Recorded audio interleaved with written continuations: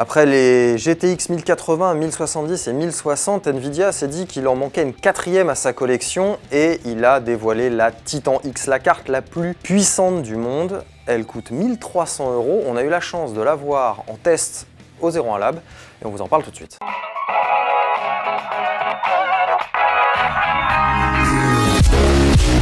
La Titan X n'est pas là pour faire dans la demi-mesure et donc on s'est amusé à la comparer à toutes ses petites sœurs et aussi aux générations précédentes, et le constat est sans appel.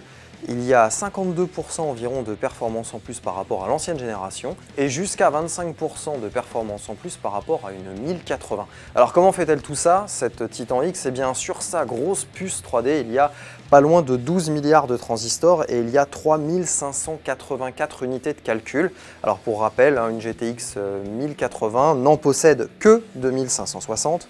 Et puis sur cette Titan X, on va retrouver 12 Go de mémoire vidéo de type GDDR5X, comme celle de la 1080 qui elle n'en possède que 8. Alors vous allez me dire, avec tout ça, c'est étonnant qu'il n'y ait que 25% de différence.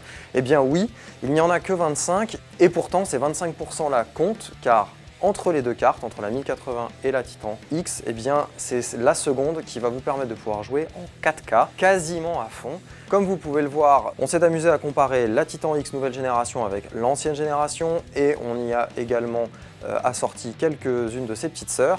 Et vous voyez que malgré la lourdeur des scènes 3D, tous les éclairages, etc., la Titan X nouvelle génération s'en sort plutôt bien. Alors attention, de là à dire que vous pourrez jouer à fond en 4K, non, sûrement pas, parce qu'on a quand même réussi à mettre la carte en difficulté, mais à profil de détail équivalent et à résolution équivalente, la Titan X reste inégalée à ce jour, et que ce soit tant dans la famille GeForce que dans la famille d'en face des Radeon d'AMD.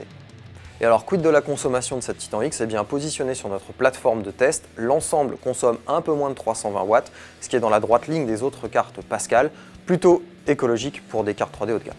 Alors cette Titan X, il faut plutôt la voir comme une vitrine technologique, une carte d'exception plutôt qu'une carte graphique pour le grand public, ou en tout cas pour tous les fans de jeux vidéo.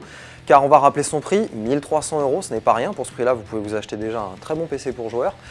Et on va simplement préciser que si d'aventure vous aviez envie de vous offrir ce petit bijou, eh bien vous devrez vous rendre sur le site de nvidia.fr, il n'y a que là que vous pouvez l'acheter. Il est à noter également que la carte se retrouvera dans certaines machines préassemblées par certains assembleurs bien connus comme LDLC ou Material.net.